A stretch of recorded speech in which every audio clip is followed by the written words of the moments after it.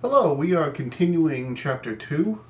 We are going into the section on entities, their attributes, and identifiers or keys. The next thing we get into is what is an entity. You should by now have a basic idea that it's a person, it's a place, it's a thing, it's an event, things of that nature.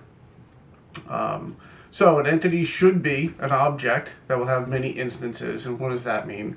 So if I have an entity called customer, John Smith is an instance of a customer. Mary Smith is an instance of a customer. So you will have instances of an entity. The object will be composed of multiple attributes. It would be fairly pointless to have an entity that only had one attribute. It should be multiple attributes. And an entity should be an object that we're trying to model. So in the modeling of this database management system, it's an object that we're trying to model.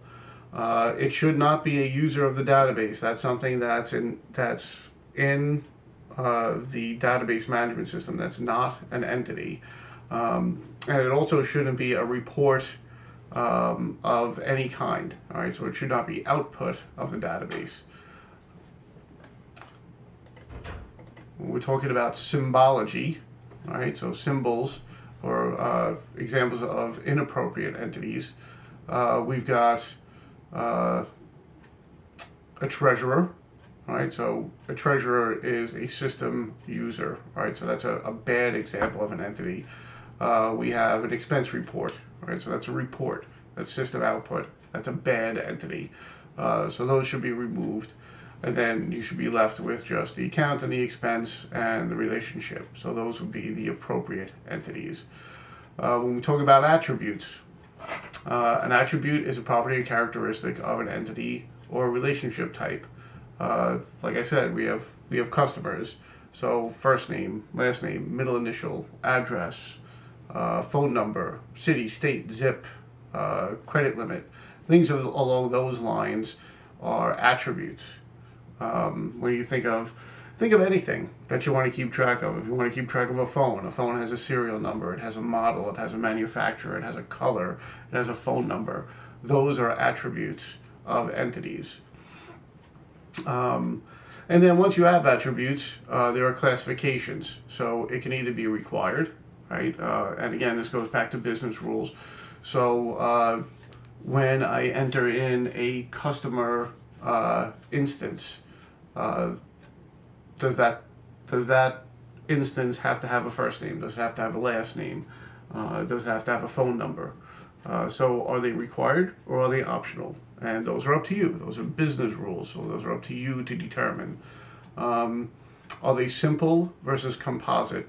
So a simple would be first name, or you can make a composite, which would be the combination of first name, last name, middle initial, which we've seen in some of the examples. Is it single valued versus multi-valued? And again, that's the same kind of idea that we have with the first name, last name, middle initial as attributes of their own or composite attributes. Are they stored versus derived? And typically that's the best example for that is price and quantity would be stored, and a derived attribute would be the extended price or the price times the quantity. And then there are identifier attributes, and we'll talk about those in the next slide.